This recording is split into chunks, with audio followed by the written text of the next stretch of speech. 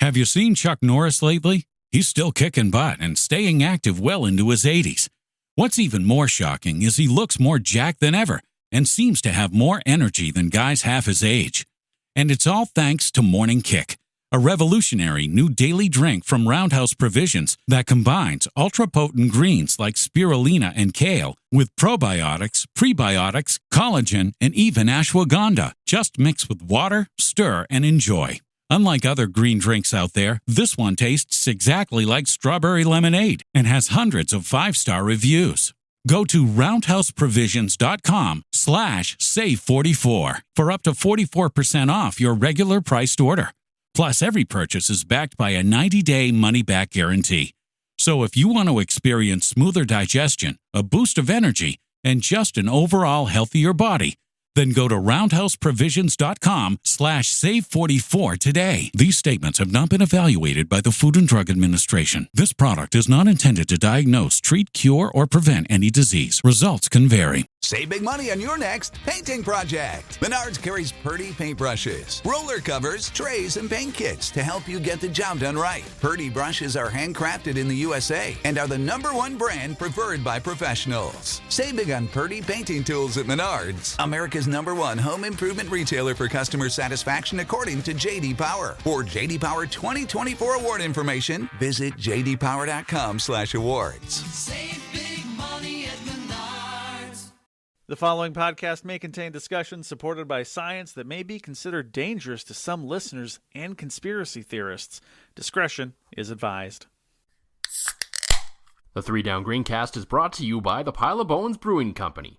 Home delivery available in Regina at sassbeerdelivery.ca. Welcome to the 3 Down Greencast. You are listening to the internet's only college meat judging podcast. I am Joel Gasson, joined this week by the one, the only, the CBC's Dan Plaster. As the usual, John Fraser has apparently decided that it's important to spend time with family away this week or something. You go K-State. Absolutely.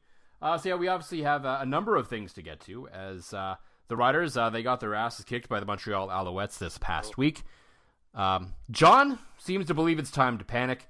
We're going to get into whether that's true or not. Of course, we'll talk a little bit about the injury to Shaq Evans and what that means to this team once again going forward as they go through that for the second year in a row. And we'd be remiss if we didn't talk about the biggest story right now in the CFL, and for once it's a positive story. And that's the play of one Nathan Rourke out on the West Coast. And, it's fun. It's fun maybe with a little bit of an asterisk at this point, but it is yet still fun and should be celebrated as such, of course. But before we get to all that, we have a little bit of fun to talk about here as well. I know John and I have talked a lot about college athletics on this podcast lately because what's not to love? It is the dumbest, weirdest area of sports, especially in North America, especially in the United States.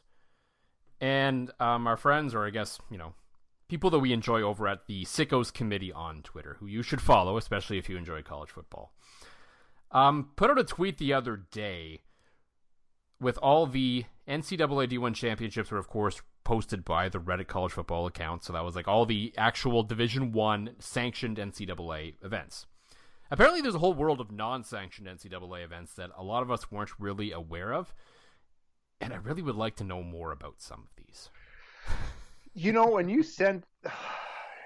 I think the first thing do you just let it go? When we start off with the meat judging and K-State, how Texas doesn't win again, we don't know, folks. Texas, they should win barbecuing.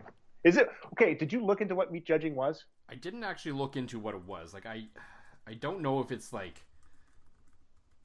cooked meat judging or if it's like butchering, judging. That is a beautiful cut of, oh gosh, that's a beautiful cut of meat. Yeah, it says the meat judging team. So this is the team at Texas Tech, which is apparently like the best in the nation at this or something. Okay. The meat judging team is comprised predominantly of sophomore and junior students who are interested in developing their knowledge of the meat industry. It is open to students of any major, because of course it is. So apparently Texas Tech has 16 national championships. So yeah, it looks like they it's judged on sort of the quality of the meat cuts in deals. So like you're like a pro butcher. Yeah, basically the butchering of meat, not necessarily the cooking of meat, because that's an entirely different thing, right? So it's the quality in retail meat cuts deals with the palatability, that's a big word, characteristics of tenderness, flavor, and juiciness, and you know that just by looking at it, and the visual quality of the cut. So you're a swordsman of sorts. Yeah, so it's basically judging. You know, you're basically looking at people who want to become butchers, I guess. Nice. And I mean, of course, there are parts of the United States where, yeah, of course, this would be a thing that you could basically do at college. It's not necessarily a major. Like, I don't think it's a major at any of the schools, but it is, of course, an event that you can partake in and learn more about meat and cows. And I assume other animals, so I assume it's not just cows. I'm sure there's other meat involved in this as well. At Lethbridge Community College, I don't know if they have it now, but they actually had a 2-year butchery school, like where you learn to be a butcher. I believe that, yeah. And then as a poor student, all of the grade F meat was always gone to like the student grocery store. You're like, what is that? Don't know. $3. So it is a thing at play. That's great. And yeah. ESPN Plus, here I come. If we could just get ESPN Plus in Canada, I'm sure we could actually access some of these sports, because surely they're on some community access channel somewhere that ESPN Plus would be willing to pick up, right? How's that not a Food Network thing? Yeah, I don't know. Great. Sorry, we're going way too deep. Well, what really surprised me is that some of these sports weren't. Like, apparently, for some reason, aren't part of, like, the full-on NCAA arsenal.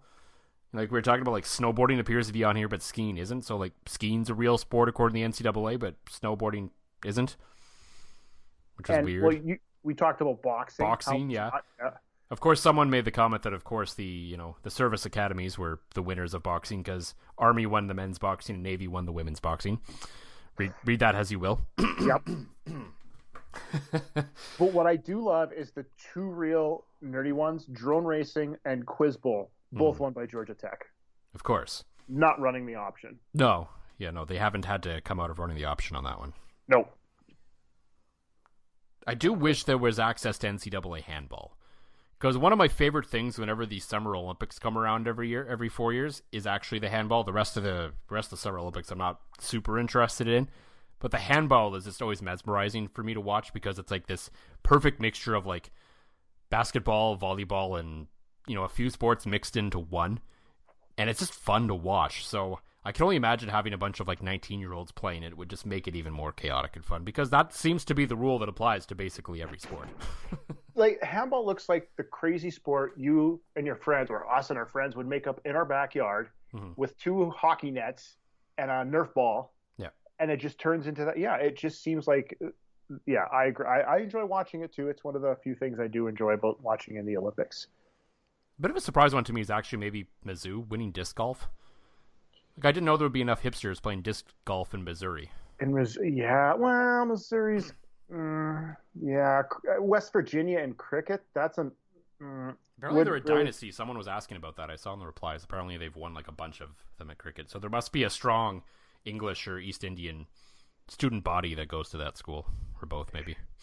So just in summary, if you go to a U Sports school, this would be your intramurals? Not even. I don't remember. No, this is above. This is some weird, like, clearly there are competitions regionally, nationally, whatever, on some sort of level that exist between these schools, but isn't like an NCAA sanctioned event. It just says non-NCAA national championships, which is a very strange thing to me, that these schools would be spending money on sending people out to places, and it's not an official NCAA event.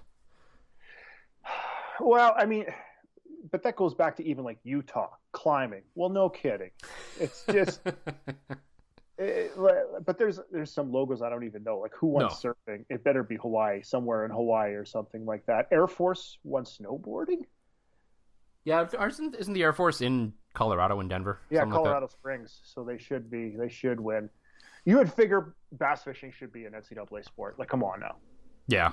I mean, it's on like TV regularly people watch it. There's that one crazy guy, isn't there, that's like super famous in fishing? I forget his name, but he's some weirdo. But you're right. But in summary, that goes with all of the. You always think of the Stanfords and all the Olympic sports and how some of them are and some of them aren't. It's just mind-boggling. Mm-hmm. But folks, go look it up. You'll spend an hour on the internet. It's wonderful. Absolutely, everything really in terms of what the NCAA does, at least on terms of like the on-court field playing surface product, can be the governing body in the leagues themselves. Well, that's another discussion. Corruption's fun. It's good for the sport. That's what the U Sports needs, is some corruption in football. Let's make it some Bagman. Let's go. Absolutely. U Sports can be too boring sometimes. The only controversy they have is they can't seem to pick a name. Oh, yeah. Let's not even start with that. That's just... Yeah, within our lifetime, there shouldn't be 3 names, like you said. No. Yeah, in my lifetime, it's been CIAU, CIS, and now U Sports, and who knows what it'll be in a few years. You. And then Miami's going to come for him. Jeez. So yeah, the Riders, of course, they no one came for them this week as they took a beating in Montreal, as they tend to do from time to time, and we'll get into reasons as to why that happened. Talk about the injury to Shaq Evans and the play of Nathan Rourke to date. But before all that, as usual, before we get to that, Dan, I almost said John there, for the Pile O'Bones Brewing Company, what is in the glass this week? I'm having bourbon. That sounds about right, yeah. Yeah, you were worried about coming on here with the wrong beer, so you just picked bourbon, didn't you? I just picked something. Hey, it's brown. It's not. It doesn't have any fizz to it. It's brown, and I have to sip it carefully, or we could get sideways very, very fast. Yeah, that's okay. John drinks vodka all the time on here, but I don't think he drinks it slowly. So I understand by listening to some of them. Go, John. Fair enough. For me, I was at Rebellion last week, picked up some of their new Brave Noise Pale Ale. Kind of a hazy, drier pale ale, not quite on the hoppy side like some New England IPAs. What's good about it, it is part of a collaboration with proceeds all being donated to the Saskatchewan Sexual Assault Services, which seems extra poignant right now given some of the things going on in the world of Canadian sports that really don't relate to this podcast, but are definitely happening and definitely should be talked about by those who should be talking about them. Yep. That being Hockey Canada, of course, if you're not connecting the dots there. I'm not connecting. When the 200 hockey men even stay away from it, you know it's bad. Yeah. Just like the Riders were bad last week on Thursday against the Montreal Alouettes. And didn't that reek of like back 10, 15 years ago where they wouldn't go a day early and they would just get drubbed every time? They would have the Alouette flu. Yeah. After probably staying out a little too late in one of the best cities in the world. That had a lot of the feels of that last week, but I guess the short week was probably more indicative of the loss than... Yeah. Yeah, I mean, you know it's going to be a bad day when the opening kickoff gets returned. That's usually like a sign, especially in the CFL where, okay, we see the odd punt return, but we definitely don't really see a ton of kickoff returns. At least return to the house, at least. I mean, there's good returns, but when that happens, that's generally not a sign of good things to come, especially when, you mentioned that they had a short week, and I think it's just compounded on a few different levels for them. They had this short week. On top of that, the Alouettes had the full week, so they went from Thursday to Thursday. The Riders went from Saturday to Thursday, and as you said, in the past, strange things just tend to add up in Montreal. So you throw it all together, and for me, and that's why I didn't pick them this week. I put it in the link on 3downnation.com that I did not expect the Riders to win that game at all. I didn't expect them really to lose that badly, but the fact that they lost did not come as a surprise to me. And despite what the usual co-host of this fine program, John Fraser, would say, he's feeling a little worried. He felt a little panicked after it, but for me, I'm like, nah. I mean, it happens sometimes. It's a long season.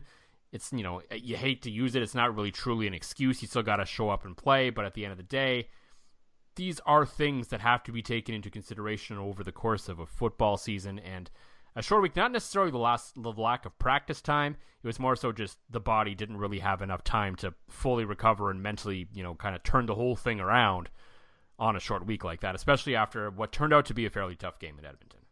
And it's just... and they haven't really had to do this in a few years. No. Like just a full grind training camp, full grind everything, and it just kind of all ended up here all at once. And this is a team that seems to know it's going to be 11-7 or 12-6. They're going to lose some tough games, and they're going to lose 2 or 3 incredibly stupid games, and then 1 or 2 like this that they're just going to be. They know it's not in there. We're just going to get our reps in and get out. I mean, the effort was there. Yeah. But when things start sliding, you just can't. You're chasing, and they just started to chase, and it's just what happens. I mean, you could tell Cody Fajardo was chasing it. He was trying to do. I shouldn't say too much because that's what he's there to do, is to do as much as he can and maybe extra. But he was in full chase mode, trying to get a new offensive line together. It was just, compacted upon compacted, but I do not panic. I mean, no. John can panic all he wants. Philly Blues don't care. but no, they're going to come out on Saturday, and good crowd, good weather, good team. I think it might not quite the opposite, but they'll do the usual, pull out the 11, 12, 13-point win. Yeah, and I think you talk about Cody Fajardo getting caught running around a bit. I think we forgot to mention the fact that they were starting a rookie or I guess a second-year player, but really his first start, really a true kind of rookie essentially at center after the loss of Dan Clark, which is not only a loss in terms of playing ability, but just general morale and leadership and the whole thing that we talk about otherwise, in terms of locker room stuff and how much, John and I talked about it last week, how much Dan Clark means to this team now beyond just being their starting center. He is clearly a leader, an important figure in the entire culture of the team right now. And to, lose that on a short week just sort of makes it even tougher. And I think on the playing field side, you saw that with Cody Fajardo a bit because, Montreal is not exactly known so far this year as being a sack master team, but they were getting in there as it looked like the O-line just wasn't quite there yet. And that's probably another thing with the short week and only having really one practice together with this group was, all right, well, good luck, I guess. And center's so hard because you're not just like, yes, you talked about Dan and all of the things he means to the football club as even the last remaining member of the 2013 Grey Cup champion team. Mm-hmm. But yes, he has to block some of the best interior guys in the league, but he also has to call out line signals. Yeah. And especially when Logan Bandy, this is, as you said, his first ever start, going to be a stud. Great player out of the University of Calgary. He's going to be a solid football player, but to lay that on his shoulders, that was a pure sink or swim thing. So, nowhere to go but up. But center is really, really tough to get thrown into. And I don't know how complicated the line calls are in a Jason Moss offense. I don't know what the real true zone read calls that he has to make. It's a big part of the game. And when you have to think as well as play, man, I can't even think and walk half the time. Think and play, especially at center. Man, that's good for Logan, man. That was just put into the frying pan, and he did well. Yeah, it's possible that they may have, shifted those responsibilities maybe to an Evan Johnson or something for the game, at least. We don't know. But yeah, certainly that's a lot to ask of a guy making his first start, especially on the road where it's going to be a bit of a hostile environment. And then when things start to spiral as they did in that game, it's just so hard to get it back on track.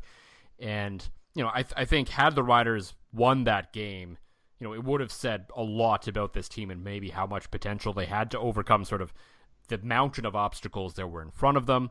The fact that they got their ass kicked is maybe a little concerning compared to maybe just losing sort of a normal game. But as you said, I think sort of the one positive to take from it, two, I guess. Number one, Cody Fajardo seemingly didn't get hurt, at least to the point where he can't play. He did take the one shot where he looked a little uncomfortable after, but that tends to happen throughout the course of a game. And number two, they didn't, as bad as things went, as unfortunate as a lot of things sort of went for them, it was also, they fought. You could tell that they were trying. Yes. It was just one of those games where things just didn't go their way. They didn't fold up the tent maybe until really late in the fourth quarter, and at that point you can't really blame them for it. But overall, you saw the fight there. You saw a team that was trying to put it together to make it work, and it just wasn't their day, and that happened. Had they completely folded in the first quarter, then you're like, okay, losses happen, but the way you lost this game now is suddenly concerning if this is what's going to happen to you in the face of adversity. Yeah, and they fought right to the end. And sometimes, you know what, this might even be pretty good to even have Mason Fine get in a full quarter of real live action. I mean, There's always some positives to get into this. Like we even go back to Logan Bandy. Sure, they lost, but you know what? He has a full game under his belt now, and now he gets to have home sweet home and see the same team, and the tape is going to be the same. It will be a lot different on Saturday.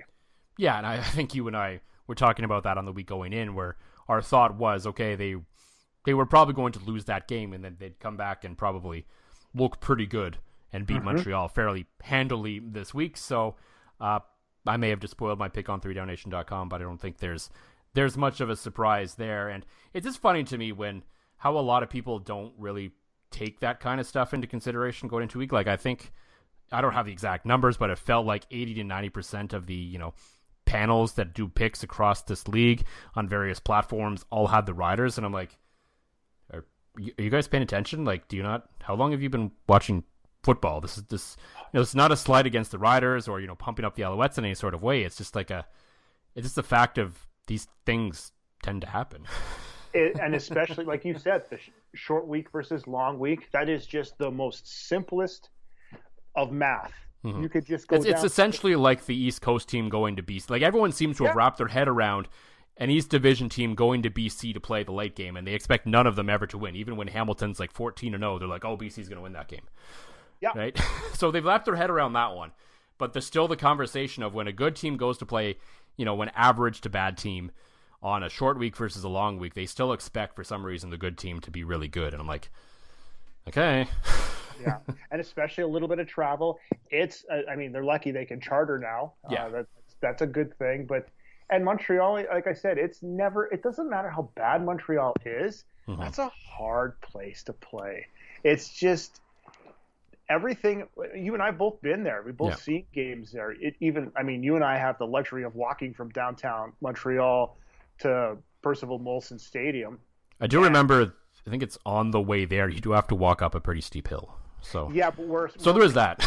We're peak athletes, Joel. Oh yeah, it's definitely. It's easy for us. Like, it's not even break a wind. Yeah, I definitely wasn't like 50 pounds heavier than I was now. But it was Montreal in the fall. It was beautiful, but no. And then they get such a luxurious locker room there, Oh my God! You know what? Since old Ivor Wynn left, that is disgusting. And I haven't been in the Alouettes locker room, but I imagine it's not actually much better. No, McMahon ain't great either. No, I've been in that one. At least there's space in McMahon's visiting locker room. But McMahon has those old school 1970s mesh wire lockers. Yep. Folks, if you ever see an old 1970s football movie and see the lockers, that's what McMahon Stadium looks like. Don't overthink it.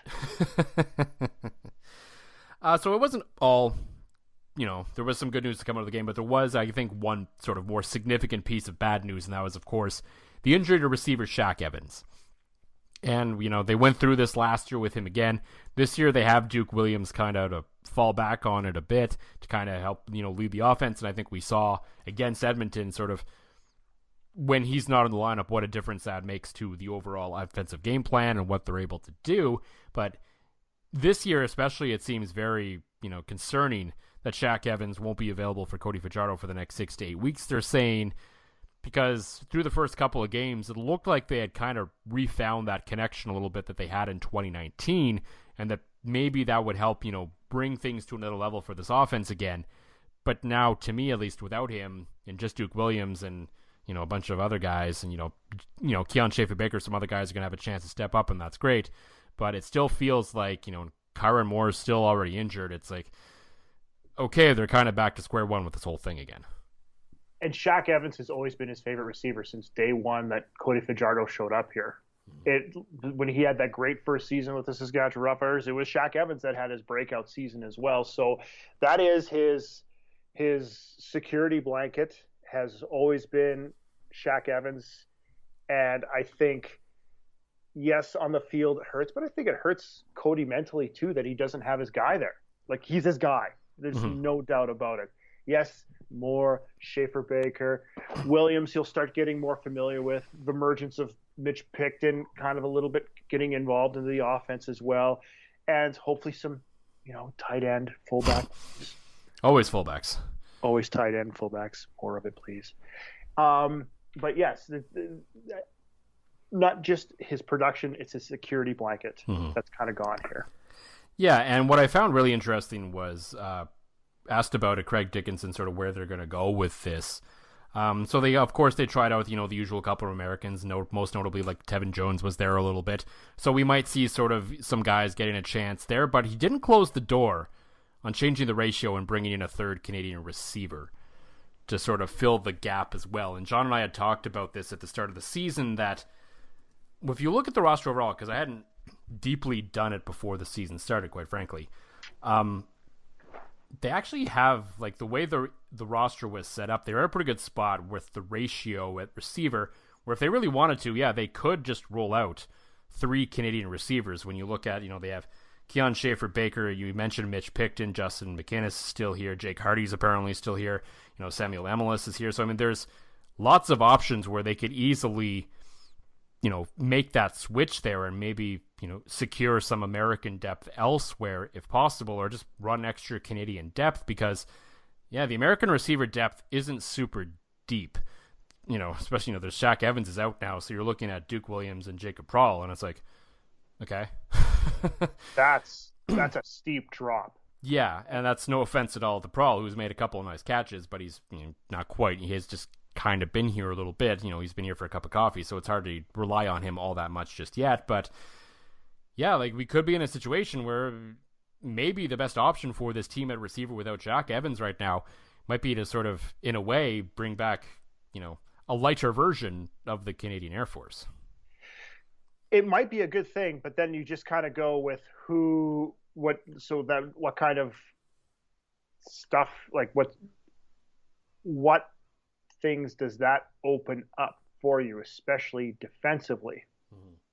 I mean, where do you put your American? Like, that's the fun part of it all. Yeah, and I think, I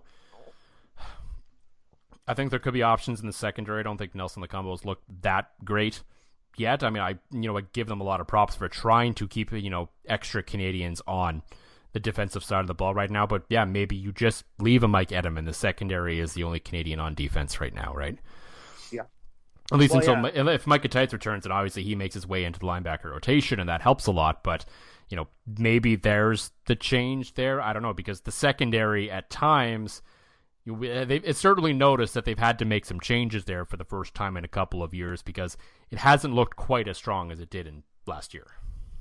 Well, it's funny how you can almost name them automatically with Purifoy and Gainey and Marshall, and it's just you're kind of used to that. Purifoy have a great season so far in BC. Good to see him continue to bring it with the Lions, but with Marshall being the only true American veteran back there, Mike Edem, you said it really has to do a lot of the work back there. So yeah, maybe an American corner would be where you go. I mean, the defense, the front seven, which has been lights out, is all American, and that is a gross front seven. How good they are. No real need to deal with anything there. But yeah, I think you're right. It would be secondary help would be the simplest thing.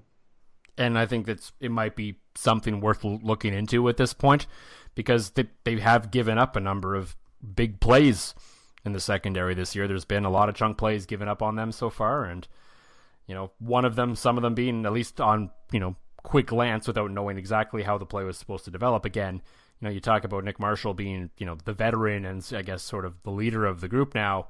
He's been prone sort of that boom or bust kind of lifestyle where, okay, yeah, he might make 2 interceptions in a game, but he also might give up a really long touchdown. So, but it's tough. There's no corner on the practice roster. There's none on the 1-game injured list. This would be somebody fresh in. So I don't think if that happens, they'll go with the Air Force. That wouldn't be it. So I think you're right. They're just going to stick with American receiver. They'll bring in, have Prohl or have him come in and was it Tevin Jones you said, and then. There's a few other names like they can look at. Wesley Lewis is Canadian though, so it's at least there's options at receiver, which you yes. Yeah.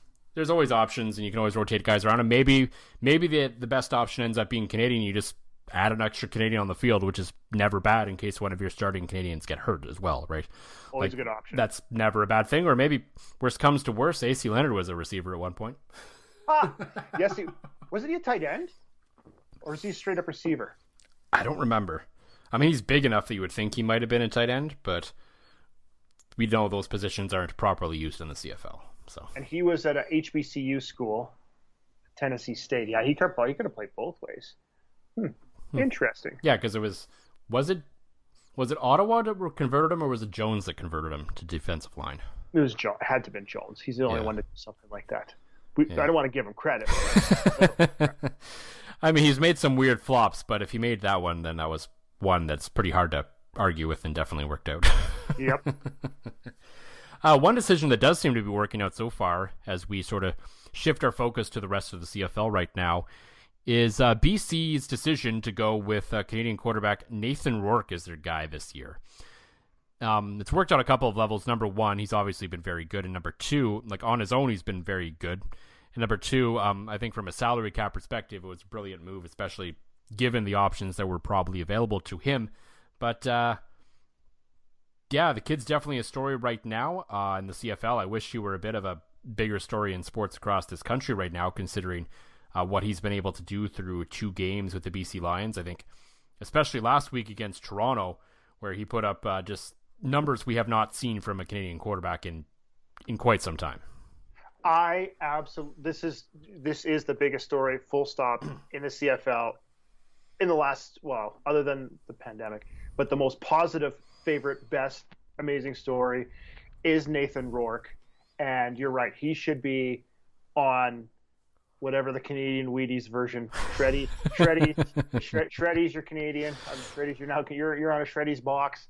I mean, yes, it's only 2 games, but man, this is so good. Mm-hmm. And like the right kid to do it, and just even the pedigree of being so good at Ohio and bringing that team back to prominence, winning a couple of bowl games. Was it Frank Solich, making him look good again? That's hard to do. But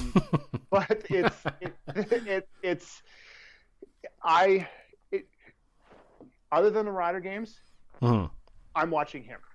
Well, and it seems, and I rarely say that for a player. I rarely say I'm watching a player, but I am tuning in for Nathan Rourke. And it seems you're not alone on this. Now, granted, the Rider game being a blowout certainly helped, but the Toronto BC game narrowly, but was the most viewed game of the week on TSN during week 3. Love it. Yeah, but it averaged market like that. Let's go. Yeah, so it averaged 464,500. The Rider game, of course, 5:30 on a Thursday, not exactly the best starting time for Rider Nation. As someone who gets off work early on Thursdays, I loved it. 442,600 average, so slightly higher for the Argo BC game, but of course, but both were blowouts. So it's important to note that yes, okay, Rider Nation maybe tuned out a bit on their blowout, but BC obviously laid the bricks to Toronto even worse, and a few more people stuck through that one, probably because of the play of one Nathan Rourke, because of course he completed 86.7% of his passes for 436 yards and 4 touchdowns. More. Like how many? We've talked, like many of us have talked about this, the length over the last number of years of how many 400-yard passers there have been in the CFL. You could probably count it on, half a hand. And the last guy to do it now with any prominence is Canadian. And it's interesting that now the discussion isn't so much, well, how great is this guy been for the CFL, but now the rumblings are, is the NFL going to notice this kid? Not yet. I think he's going to have a few seasons. He's still... Yeah. I always say he's slight because what is he, 6'1", 200 type of thing, but he has NCAA pedigree. He has this is not your typical Canadian quarterback. This is a guy that played 3 years at Ohio, that he took the hard route by going to prep school in the U.S., community college in the U.S. He had a mission, and he took this like he is a Canadian that is very hard scrabbled American trained quarterback. So yes, there is that out there, but you know what? I'm not worried about this year. I wouldn't even be worried about next year. No, probably not. That's it soon. But if you're the CFL, you're obviously hoping this kid, plays another 20 years at this sort of the rate and becomes the star of the league and rejuvenates, especially a market like Vancouver. But yeah, I guess the other side of the coin is if he does so well, in 3 years, is he taken from the league? Is sort of the question of sort of the world that's become the CFL now. He will give it a shot, Mm-hmm. and so he should. But I'm just thinking about how our favorite Toronto sports network that has the Canadian football rights, they love storylines, and if they don't put all 12 of their dozen eggs in on this, that's just stupid. Well, what I was surprised even to see, because it hasn't got tons of national play from what I've watched, but it did cause Steve Simmons to talk about the CFL once after his pregame thing. I saw some tweets from the CFL News where Steve Simmons was even talking about Nathan Rourke. So that's a positive, right? And if he can keep this up, this is a story that should hopefully only build, because this is a league that has been in desperate need for so long for a really good feel-good story, and it really makes it easy to pull for the BC Lions. I'm not saying that I want them to win the Grey Cup or anything, as awesome as that would be for Nathan Rourke and his family and the league and all that. But if they stay competitive all year and if they can make a playoff game with him there, I expect that to be sort of a big moment for this league that they badly need. They, so badly need it. And I just found out a little stat of him. You know why he's so great? 2019 Peyton Passing Academy counselor. That's why. It's awesome. Maybe he'll make an appearance on Peyton and Eli this year. You know what? If he keeps playing like that, why not? Yeah. Crazy things happen like that. So you know what? Just I sure hope it does something crazy like that. So I don't know. I was just trying to look through his stats and I can't find anything. Hold on, one more. Gotta love research on the fly. His highest passing game was October 19th, 2019. Would he be in senior in 2020? There was no season in 2020. He only had 342 yards against Kent State, so this might have been his best ever as a collegiate or pro. That's insane. Insane. That's absolutely insane. Especially when you consider a lot of really good quarterbacks that come out of college at any level, they generally have that game against, sort of the dog school where they put up 500 yards and get pulled at the half kind of thing, right? Well, especially in the MAC. You're playing Kent and Akron and Marshall. Do they, and would they get the equivalent of Alabama playing an FCS team? Do they have those kind of games on their schedules where they would play a D2 or something? Like the Sisters of the Poor? Yeah. They would probably play a D2 like Walford you wouldn't book NDSU because it's stupid. So they're FCS, not even true D2. Well, yeah, sure. But they, you know what? They have, I'm just looking at this year, they have an FCS in Fordham, and that's their only FCS game. They have a grind this year. They have Iowa State and Penn State, so good luck, Ohio. So they might need Nathan Rourke back for those ones. Well, they got his brother there, so Curtis is the quarterback at Ohio. But yeah, the MAC cannot. They take those paycheck games from the big Power 5 schools. They're in that kind of area of things. So they can't give Jackson State $500,000 to come to wherever in Ohio is. No, but now that there's a CFL connection, though, maybe they can convince Incarnate Word and GJ Kenny to come play them. Oh, that is so good. Head coach, love it. Now we're going deep. Yeah, we're going way too deep at this point. It's probably about time to call it at that point before we go down any deeper of a rabbit hole. So, but sticking with obscure Division II schools, that great note that UBC and Simon Fraser are playing this year in the Shroom Bowl, I love it. Yeah, so BC football, I guess apparently it's on a roll right now. Keep going. That's the sound of your current hype level at the gas pump. But brace yourself for something fuel-nominal, because Unleaded 88 is about to take the hype to a whole new level. Unleaded 88 is cheaper, cleaner, and greener than regular unleaded. Plus, it's homegrown, making Unleaded 88 the clear choice at the pump and totally worth the hype. So pump it up with Unleaded 88. Brought to you by Iowa Corn. Is your vehicle stopping like it should? Does it squeal or grind when you brake? Don't miss out on summer brake deals at O'Reilly Auto Parts. Oh,